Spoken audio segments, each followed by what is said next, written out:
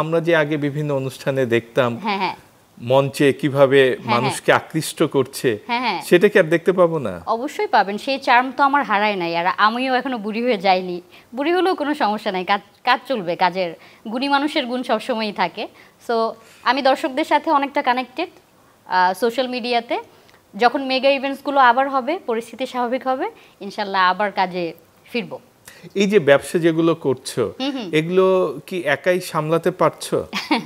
একা তো 200 মানুষের ব্যবসা সামলানো সম্ভব না। ব্যবসা যখন বড় হয় তখন কর্মসংস্থান হয় অনেক। না, অনেকে তো হাজার হাজার মানুষের বড় বড় ব্যবসা একাই সামলাচ্ছে। একা সম্ভব না। আপনার অবশ্যই ফাইন্যান্স দেখতে গেলে কোনো ধরনের পার্টনার ছাড়া মালিকানায় অন্তত দেখা যায় একজনই সামলাচ্ছেন। না, অবশ্যই আমি আগেই বললাম যে মাসুদ খান বিউটি জোন, মাসুদ ভাই উনি আমার ফার্স্ট পার্টনার।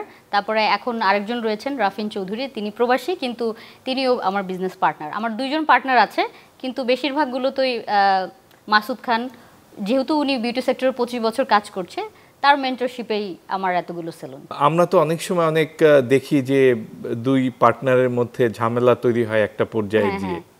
তো তারপরও তোমার সেই পার্টনারশিপে ব্যবসা করছো, কখনো ভয় ঠয় বা শঙ্কা বা অস্বস্তির কোনো কারণ আছে কিনা? দুইটা জিনিস আমি বলি।